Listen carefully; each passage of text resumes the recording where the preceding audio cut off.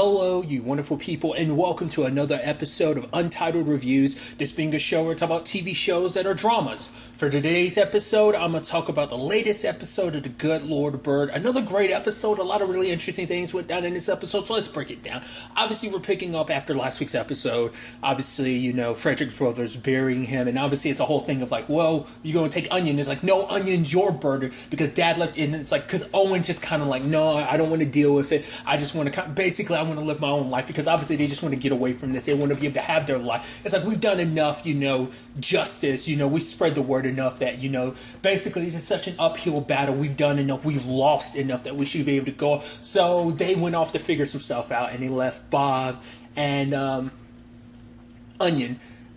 You know, Henry's like, we should stay here, but Bob's like, no, let's get, because I think in his mind too, it's like, those white folk ain't coming back for us, because like, their dad would have forced him, but now their dad's not around, they're not gonna, you know. So when it's all said and done though, like, they're riding, and lo and behold, they run across what's his name, Chase and Randy, which I immediately was like, isn't that freaking Steve's son? Totally was Steve's son. I was like, that's super dope.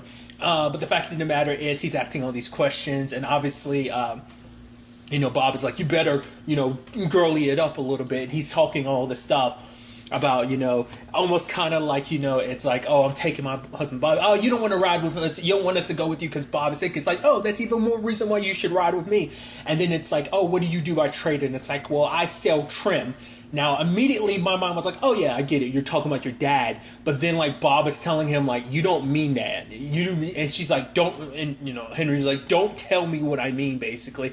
And then it's like, oh, wouldn't you rather wash or something like that? And, like, wash stuff or whatever. And then, you know, and clean with your hands or whatever. But then, like, Onion's like, oh, but why do one thing, you know, why do that? Why do one person at a time? You can do 10. And in that moment, I was like, is he saying that on purpose? Because I was like, also, when you think about the term trim, I was like, isn't that like slang for, I was like, aren't you? And even Bob was getting at it. I was like, oh, I had to pause. I was like, Henry doesn't realize what he's saying. Because I know that's what, at first I was confused whether he meant like, oh, he's like, what you meant with, like, that he's basically selling sex is what he was basically inferring.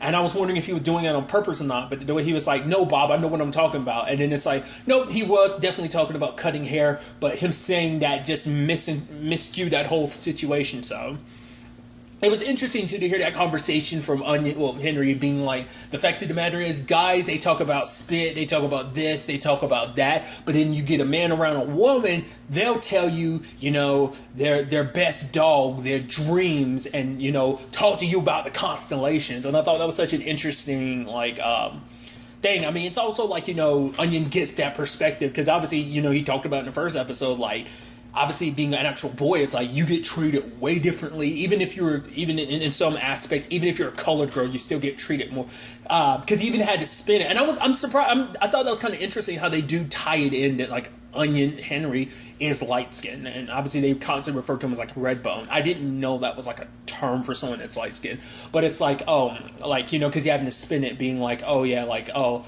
tomorrow you part white, and he was like, yeah, the best parts of me, obviously kind of leaning into it, you know, trying to appease him to be like, oh yeah, like, these black parts of me are the word, absolute word, you know. But it's like, I just thought that was so interesting, and I didn't expect him to necessarily like comment on that, but I guess it's something like, especially like, I don't know whether that's something from the book or, you know, so maybe they kind of went out of their way to find an actor that is, you know, very light-skinned to play the part because that's part of the story. Or maybe they hired the actor because he's good at that. They were like, oh, you're the best for this role. And they crafted the script around that to kind of include that, because I feel like at that time that probably would be something that people notice, like, huh, you know, it's like, yeah, you're black, but you're light-skinned, so you got white in you or something, you know. But also maybe with everything that goes down, maybe people wouldn't think too much about it. I mean, sadly, plenty of slave owners like raped their slaves. You know, that was sadly, that wasn't like that it wasn't that of a foreign thing. It was common enough place, you know, at that time. And so they go to that town, and I thought it was so interesting, like how they show it. Like, obviously, like, you know, you have Henry being like, oh yeah, this town was like the greatest town I'd ever seen or something. And literally as he's saying that, the camera pans over to a guy pissing in a corner or something, or pissing. It looked like he's straight over there, like maybe he was drunk or whatever, was pissing. But I was like, I just thought that was kind of interesting. But obviously they take him to a whorehouse, and I love that Chase is regaling everyone about the stories about how he killed John Brown and stuff like that. It's like, oh yeah, he shot 2 shots at me and they missed. The irony behind that statement, or maybe foreshadowing, whatever the case may be. But I even Bob being like, literally every drink he has, he's literally changing the story. It's like, you think he'd kind of pick up the fact that he's doing that, but obviously, like, we get introduced to Pie, and Henry's like, oh my god, this is like the prettiest woman I've ever seen. But it's like, all right, Bob and, you know, Onion are being sold to the lady who runs the whorehouse, and so when the time comes, it's like, all right, you need to get paid. And then Onion's like, nope, I'm running. And she's like, oh, don't worry, come out. I'm not going to hurt you. But for her, it's like, she was very protective of her money, which I think that speaks volumes. But then, like, she strips Onion down and like, holy crap, like, you're going to get me in trouble. And it's like, you keep my secret, I'll teach you letters. You know, because obviously not every, you know, because obviously that was the whole point, to make it so that no slave was educated. No one wanted that, because, you know, it's like, because an educated slave could turn against you, because you don't want a slave that's smarter than you. So Onion staying there and, you know, working while also teaching Pie. And so Pie will keep Onion from being, you know, one of the girls, if it, you know, means like, okay, you teach me letters. And so we do see, like, Onion doing that. I didn't know this until I looked into it, because I thought it was kind of interesting. The actor who plays the judge is, his name's Jeremy Childs. I kind of had a feeling, I was like, you look so familiar. I looked him up, and then I figured out where I recognized him from. He played Jody in the TV show, in the TV adaptation of Preacher, and I was like, oh, that's so interesting. Which is kind of interesting. Like, obviously it's a different world and stuff like that, but obviously, like, certain aspects are kind of like that Western aesthetic that Preacher kind of had. Like, there's certain aspects to it. Like, obviously I'm not trying to compare apples to oranges, but it was just kind of interesting, regardless. But I felt this journey, obviously, Onion's on, because, like, we never specify, like, how long it's been, but it's like, even he admits, like, Henry's like, I've been so caught up in this, I did kind of lose time. Like, his focus was always like, oh, I'm gonna get Bob, but then it is a thing of, like, he started, like, so much stuff happened that it kind of fell more and more to the Wade side, and so he goes to the pen, and obviously they're like, they don't, that in itself started an interesting aspect of this. Well, an interesting and complicated aspect to this story is the fact is that when he goes to the pen, and obviously it's like, it's so interesting because not everyone could tell, but it seemed like Libby and Sibby, Sabonia could, you know, tell immediately his situation. But even the whole thing about Sabonia, like, plays like she's dumb or something, but it is like, no, it's all an act, because I think it's like, as long as people think like, oh, I'm stupid, they're going to ignore me, not realizing, because she's the, like, one that's kind of operating things there, because even from that moment you kind of see the moment she tells her sister to go on, and it's like, you can tell, like, she's the one that's kind of the head honcho here. So somehow, some way, word got to her that, you know, he knows that Henry knows letters. And I thought that was so interesting, because I was like, who the hell told you that? Because the only person that would know that, but I guess it's like, I would assume stuff about, I guess Bob was running his mouth off about Henry. It seemed like that's the only way possible for that to be the case. That might also be why they know so much, because Bob might have been running his mouth off. I don't know. But obviously it's the whole thing of, like, obviously it's like, oh, you're up there wearing a dress, and he's like, I do whatever I need to, it don't matter what I do to cover my skin, because basically at the end of the day for him, it's like, I'm doing what I got to survive. And so it's like, you know, letters, so I need you to write passes for me so that they could, you know, end up getting free. And it's like, you do this for us, or I basically tell your secret, and don't tell Pie. But he ends up telling Pie anyway, because he needed her help getting the passes, and she's like, don't ever go near that pen again. And I'm probably going to end up skipping around, but I thought that was an interesting and, like I said, complicated aspect of the episode, because it seemed like the people in the pen do not like Pie. Pie does not like the people in the pen, and the reason it is, and it's that, you know, it's that survival thing, because Pie, to them, it's like, oh, she gets to live in there. Yeah, like, she lives it up like she's white. It's like, no, your skin is as black as ours, yet you are able to just kind of live and enjoy the amenities almost like a white person. But for her, it's like white people's treachery, she says, at least they're treacherous, you see it on paper, whereas a black person, it's like it's from their mouth. I take that as like either someone screwed her over in the past, and so she's been very like, I'm looking out for myself. I'm not here to look after no black person or nothing. If these white folk want to bring me in, I'm going to save my own hide. And I'm not here to help anyone else's situation. If I can tear someone down to make my situation better, like, it's that thing of like, because obviously later on the judge finds out, like, well, how did the judge know? Some people took it as Onion's the one that did it, but even Bob was like, yeah, like, Onion's a lot of things, but he wouldn't have done that, and he ends up getting the crap beat out of him because of it. Because obviously he ends up finding Bob at one point in time, and Bob's building up, he's like, oh, there's going to be hangings, and the reason why, and he, Henry goes like, oh my God, there's going to be hangings. And she's like, yeah. It's like, oh, they should hang all of them. He's like, you don't mean that. She's like, I do. And in that moment, he was like, I realized it was Pi that told the judge. And that sucks because he told Pi and she ratted out everyone about that. And it's like, because I think it's the thing of like, yeah, she's a black person. Like, why? She wouldn't do that. And it's like, she would, because it's a combination of self-preservation. But it also, it is this thing of like, she's been living in this world enough that she's not about to have the life she's lived compromised by anyone, especially black. Like I said, like it's a little, whether you regard that as self-hating, maybe you could make that argument, but it is that complicated thing of like, you're mad at her because you're like, how could you do that? But at the same time, there is this little bit of sympathy where it's like, we don't know her full story, like how she got to where she is, like the circumstances that made her in that situation where she sell out her own people, under those circumstances. You're even saying like, oh, like, you're willing to say like all of them hang. It's like you're talking like you're a white person, like once again, like you aren't black. That's a complicated nature of it. And obviously, like, sadly, there's a word people would use to describe it. And I would not, I don't use that word, and I'm not going to use that to describe her. It's just you could demonize someone for that and be like, oh, like I said, like, it's part of me is like, why would you do that? It sucks that you did that. You're killing people. Because when the time came, like, like I said, I'm skipping around, but when the hanging came, she was there watching it, but then she walks away. So it's almost like, it's because we didn't get a close-up of her face. We don't know if it really bothered her or not. It's probably just kind of like more black people hung. Who cares? Because when we find out at the end of everything, it's like what matters most to her is money. And I guess because in this world, money is what matters. Like, that's all she cares about. So that scene of her chastising Henry for being under the bed because that's where she kept her money, like, that kind of comes full circle later on. But we'll get to that soon enough.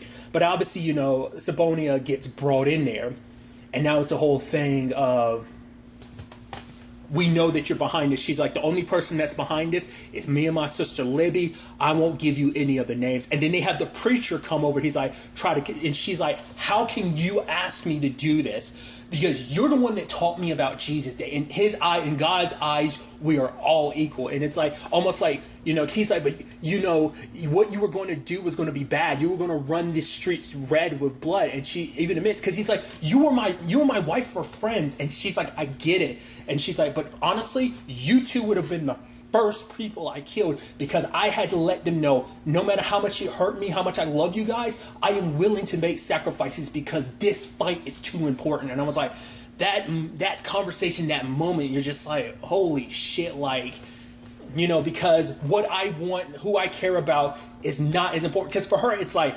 I was a slave. My husband was a slave. My children were a slave. Like, when I had my last child taken from me and put on slave, it's like, that's when it hit her, like, that's what inspired her to, no, I'm going to fight back, like, no matter what I have to do, Because she's even asking him, like, how can you ask me, it's like, you got to do, because she's like, I would have been heartbroken about it, but I would have known God would have been like, Sibby, you did the right thing. And that's a complicated thing, and I think that in itself, at the time, could you argue against someone doing whatever they need to, killing whoever they need to? I'm not justifying killing someone, but we're talking about this time period where you need to fight for your freedom, because it's not just about you, it's about everyone who has your same skin tone, and what comes with that, the doing wrong for the right reasons, and that's such a complicated thing. Even the preacher's praying, he's like, forgive Sibby for all that she's done wrong, and if white folks are wrong,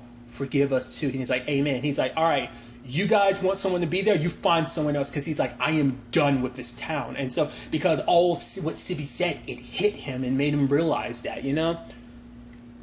And even despite it all, you know, she's saying, I was betrayed, and she's looking at Henry. I don't know whether she thinks Henry betrayed her because he was supposed to show up at the church. He didn't. It wasn't him. It was, inadvertently, it was him because he told Pi, and Pi told the judge. But I don't know whether she's looking at him being like, I was betrayed by my own, either saying you did it, or we know that Pi did this, so, or you're at fault for not helping us sooner. And that's the thing of like, the complicated thing of kind of, you know, he was caught in a rock and a hard place, but at the same time, it's like, you can make the argument Henry did exactly what Pi did, looked out for himself. It's like, you know, it's like, Pi told me not to do this, so I'm not, it's like, you should have helped anyway. But it's like, if he had helped, he would have been hung up, especially because he would have probably told, I mean, by that point it was already too late, because he'd already told Pi about everything. So if he'd done anything, he would have implicated himself too. But still, because prior to that, Owen had showed up, because obviously there was that conversation Henry had with Chase. And I thought it was so interesting because Chase is like, oh, I love, you know, Pi. I want to take her away from him. Because he's like, what kind of whore wants to keep whoring? But in the grand scheme of things, I think it makes sense why she would do that, because it puts her in a position where she has a certain value that can't be replaced. It's like, I can't be replaced. I'm good because of the money I gain. I get this. Yeah, I have to do this and that, but it's like I'm treated better as a whore in this position than I am. So it's like, if she goes anywhere, she leaves this place, she's afraid that she's going to be treated like every other black person, whereas in this place she's not. She's treated better, and she thinks of herself as better, you know. Once again, even though you share the same skin, you know, you are, you know, I mean, even the crux of it is the whole skin thing, but this is like, you're willing to sell out your fellow human beings who are going through the same struggle, you know, because at the crux of it, like I said, it is about, you know, the same black skin, but at the same time, it is just like human beings, you're willing to toss them. Once again, it's kind of a dog-eat-dog world, you know, at that time, you know, whatever you need to do to survive.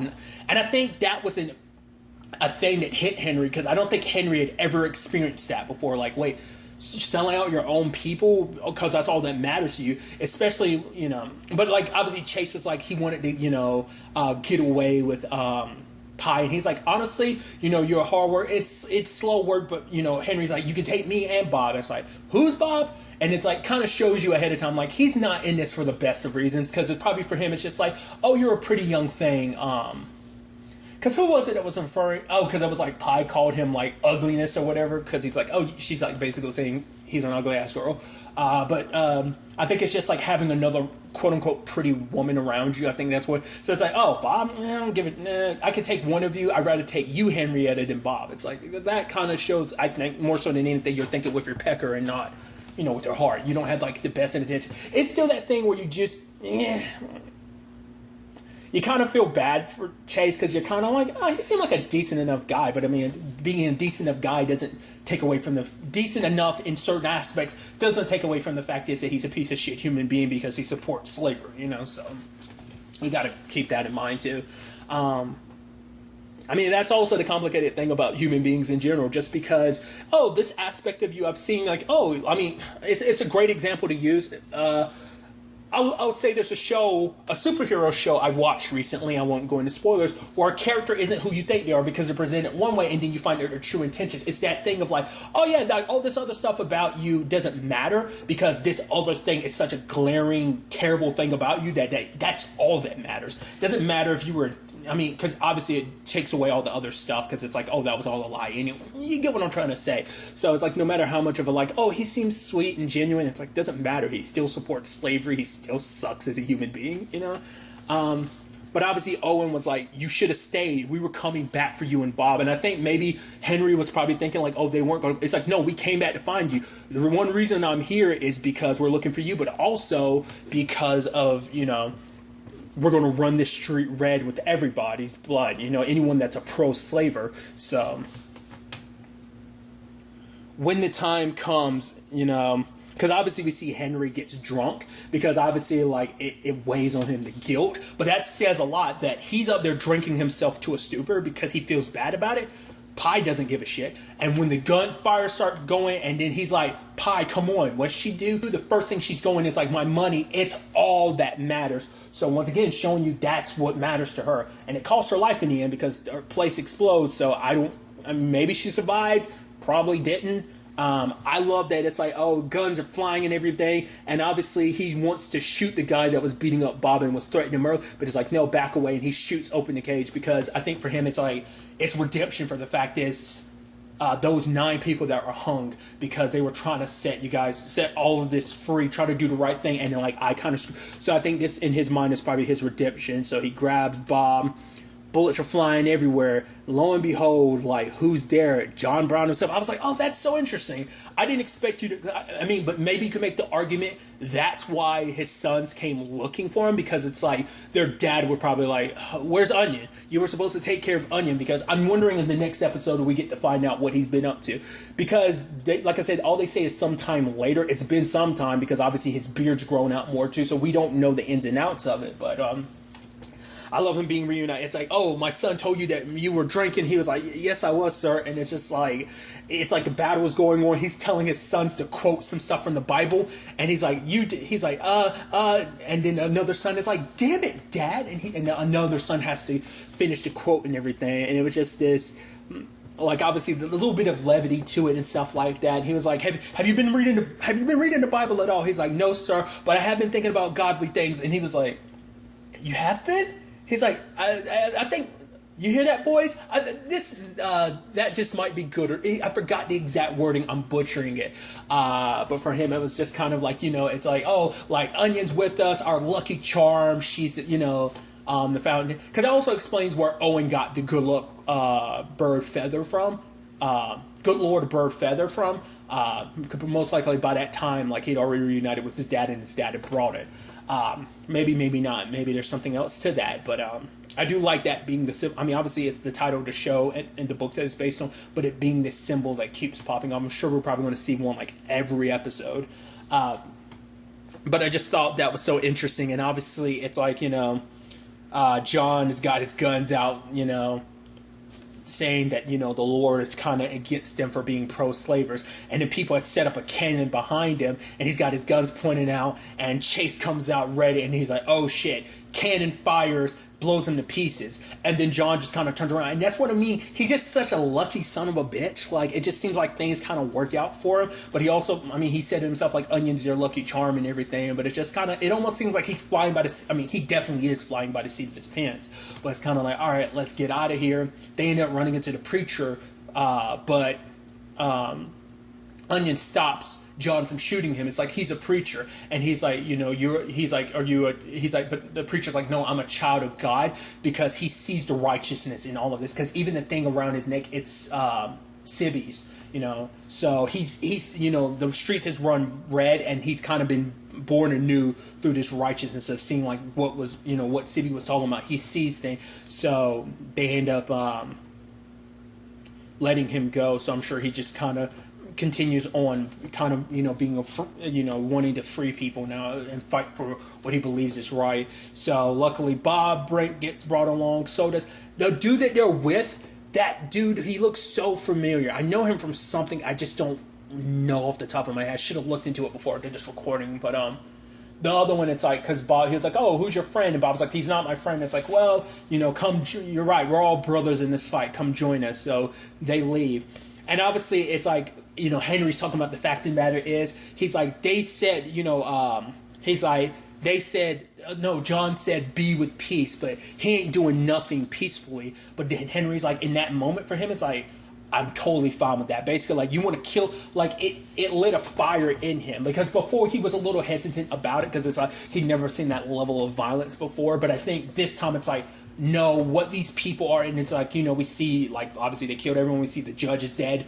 I think it's in that moment, it's kind of like he was like, I was totally fine with him being like this blazing sword, not bringing peace, letting there be death and destruction, because I think this lit a fire in him. Like, Henry might not have been about to fight the cause, because it was all about self-preservation in his own part. But I think with this whole pie situation, what happened to Sibby and all those other people, I think that's what hit him to be like, no, like, I think he leans more in supporting John's.